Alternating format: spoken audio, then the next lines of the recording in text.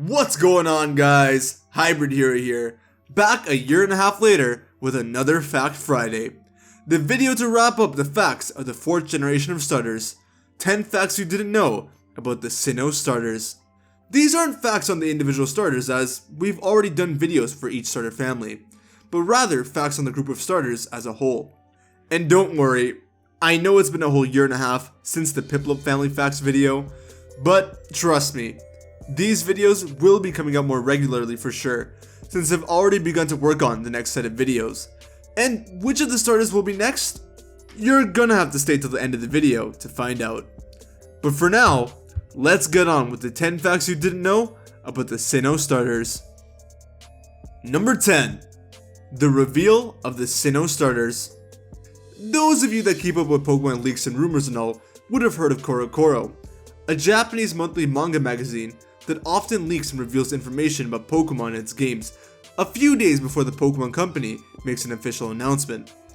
Well, on August 5th, 2006, CoroCoro had leaked its September magazine issue, which actually gave the world their first look at the Sinnoh starters. Prior to this reveal, there was a rumor that this new set of starters were going to be fighting, psychic, and dark types respectively, removing the tradition of grass, fire, and water starters. But we all know that didn't happen. Number 9. The 4th set of starters, but the first of many. Pokemon Diamond and Pearl actually marks the first time that the starter Pokemon were made mention of and used within the story past the part where you actually obtain your starter Pokemon. A few characters throughout the story make mention of you and your starter Pokemon, which never occurred prior to these games, making the Sinnoh starters the pioneers to this wonderful aspect of the games. And of course, as everyone knows, the Sinnoh starters are also the first starters to all have dual typings. And while it may not be a perfect type matchup, in some ways, the typings of all 3 of the fully evolved starters are balanced well with each other. Number 8. An accidental adventure.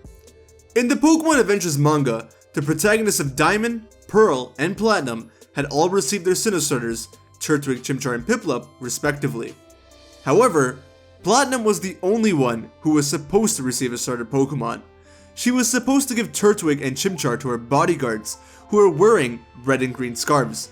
And Diamond and Pearl walked in with their own red and green scarves, causing the mix-up. Well, the two thought they were bodyguards for some reality TV show, so they happily took the starter Pokemon and went with Platinum and Piplup on their mission to climb Mount Coronet. And all 3 of them bonded with their starters along the journey, and clarified the mix-up later as well. Number 7. Sinnoh Gym Leaders with Sinnoh starters. In Pokemon Black 2 and White 2, all of the previous region gym leaders had returned to participate in the Pokemon World Tournament in the Unova region. There, the gym leaders mainly used Pokemon of their region with the types they specialize in, and all 3 of the fully evolved Sinnoh starters were represented by the Sinnoh gym leaders. Gardenia, being the grass type specialist, used Torterra. Despite not having Flint show up, Maylene, the fighting type expert, used Infernape. And though both Crasher Wake and Byron were there, Crasher Wake ended up being the one to use Empoleon. Interesting, as these are also the 2nd, 3rd, and 4th gym leaders in Diamond and Pearl. Number 6. Masks from the Masked Master. Speaking of Crasher Wake, or Maximum Mask as he's known in Japanese, in Heart Gold and Soul Silver, when you go to the Celadon department store, you'll end up running into Crasher Wake, who'll give you the Turtwig, Chimchar, and Piplup masks. Accessories for your Pokemon so that you can take pictures of them. Quite a present from the Masked Master. Number 5. A Teenage Vacation. In Pokemon Ultra Sun and Ultra Moon, you could actually catch a bunch of starter Pokemon on the different Alolan islands by using the Island Scan feature. And on Ulu Island, you're actually able to catch the middle evolutions of the Sinnoh starters.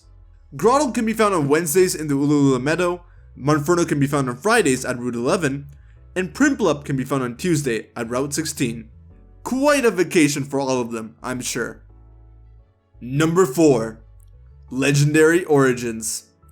The concepts of Torterra, Infernape, and Empoleon are all based off of various mythological creatures and characters. While Torterra is based off of a few animals, such as the snapping turtle and the ankylosaurus, its origins are supposed to be based off of the world turtle from various different mythologies, namely Hindu, Chinese, and indigenous mythology. It's supposedly a turtle that's supporting, or rather carrying, the world on its back, similar to the way Torterra carries an ecosystem on its own back. Infernape carries similarities to the Japanese anime character Son Goku. Its Japanese name is even Gokuzaru, and while Goku may not be a mythical character, Son Goku is based off of Sun Wukong, the main character from the Chinese epic A Journey to the West, which is what Infernape may be based on as well. It's a monkey with powerful abilities, so you can see the similarities it has to Infernape. Going even further, Sun Wukong was said to have been influenced by Hanuman, a monkey-like humanoid from the Hindu mythology and the epic Ramayana, who is also immune to fire, which also could be part of Infernape's origins. Empoleon, however, strays away from all of this, and actually takes his origins from Greek mythology. Of course, the real-world emperor Napoleon Bonaparte also plays a big part in his origins, but from the mythological side, Empoleon draws its roots from the Greek god Poseidon. Empoleon's signature crown that sits on its face is actually a trident, a fishing tool and the weapon of choice for Poseidon.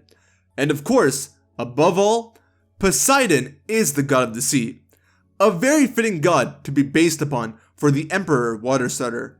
And to be honest, all three of the Sinnoh starters really do their inspirations justice. In my opinion, there isn't a better set of starters that carry the sense of unity and diversity than the Sinnoh starters. Something about their concepts and designs just make them so cool, and I wouldn't be surprised if the reason behind this are their mythological origins. What's going on, guys? Post-editing Hybrid here. So, in the middle of editing this video, the Pokemon Diamond and Pearl beta just leaked. And in this beta, many sprites, many things were revealed, you know, like gym leader stuff, music stuff, a lot of things. But one of the biggest things was the sprites of some of the Diamond and Pearl Pokemon. Now, many Pokemon like Garchomp and all have been shown to have their sprites changed drastically. And of course, with this whole list of Diamond and Pearl Pokemon, of course come the starters, or else why would I be talking about this in this video? So the starters, between the 9 of them, between Turtwig, Piplup, and Chimchar and their evolutions, Chimchar's evolutionary line looks pretty much the same. Monferno's sprites changed a bit, but Infernape and Chimchar look pretty much the same. Monferno's just sprites, it just changed in terms of pose. Besides that, Monferno's the same. Piplup, Piplup, and Empoleon, however, Empoleon and Piplup look about the same. I think Empoleon's back sprite's a bit different, and in there the Empoleon's chest might be a bit different. But Piplup is a completely different Pokemon.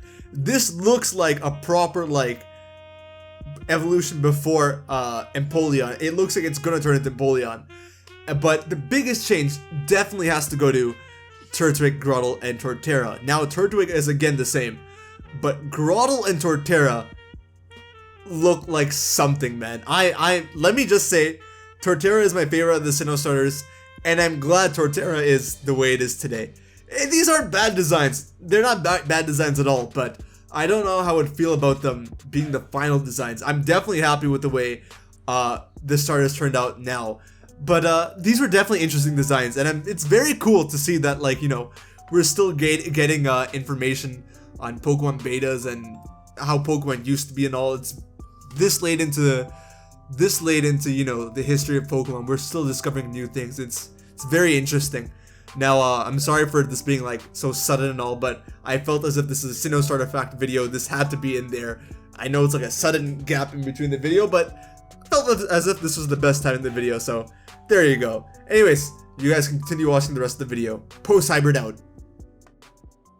Number 3. A revolutionary starting team. Pokemon Battle Revolution mainly relied on you to use your own Pokemon from the 4th Gen games, rather than give you a ton of Pokemon on its own. However, there were a few Pokemon that players could use in Pokemon Battle Revolution without the use of a 4th Gen game. And of course, there were starter Pokemon. Now, unlike other Pokemon games, this one gives you a full team of 6 from the get-go, and that team of 6 is determined by the gender on your rental or custom pass. Female trainers got a Kanto-oriented team, while male trainers got a Sinnoh-oriented team, containing Gabite, Luxio, Staravia, Grottle, Monferno, and Piplup. The middle evolution of the 3 Sinnoh starters, along with the middle evolutions of the 3 most common Sinnoh Pokemon? Yeah, Game Freak knew what was up. Number 2. A duo of the starter trio. In the Pokemon anime, Torterra, Infernape, and Empoleon are owned by 2 significant trainers, respectively. Torterra, being the most obvious one, is owned by both rivals Ash and Paul. Infernape would have been owned by Paul, but it's actually owned by Ash as well as Elite Four member Flint. And finally, Empoleon is owned by the hyperactive Barry as well as the contest star Kenny. Honestly, I quite enjoyed seeing so many characters in the series owned a different starter Pokemon, and that too at different stages of their journey. It actually makes them feel like Pokemon that are part of the region rather than Pokemon that are exclusive to Ash or some other character. And we get to learn so much more about the starters themselves. That too in this case, some of the best starters. Number 1. Poetry for beginners. Finally, to wrap things up, we're taking it all the way back to the first episode of the Pokemon Diamond and Pearl anime. In the Japanese episode of the Diamond and Pearl anime, there was a short segment at the end of every episode known as Professor Oak's Big Pokemon Encyclopedia. This was a segment where Professor Oak talks about a Pokemon or something within the Pokemon world for a bit, and then creates a Senryu about it. A form of Japanese poetry that's both short and unrhymed. And for the first episode of the Diamond and Pearl anime, Professor Oak dedicated his poem to the 3 Sinnoh starters. It goes, Sinnoh de tabi ga hajimaru Pokemon to. The translation of my horrible attempt at this beautiful piece of art: in Sinnoh, a journey begins with Pokemon. There we have it, guys. Those are the 10 facts that you didn't know about the Sinnoh starters. I hope you enjoyed. Next month, we'll be taking a look at the Johto starters. And actually, I think from now on, I'm just going to go in order of generation from the Johto starters. Even the playlist, I might have it so that the Johto and Hoenn facts come before the Sinnoh facts, so yeah, sorry about the mix-up. But regardless, next week, we have the 10 facts that you didn't know about the Chikorita family. So stay tuned for some more Fact Fridays. Once again, thanks for everything, guys. I'll see you on the next video, alright? Later.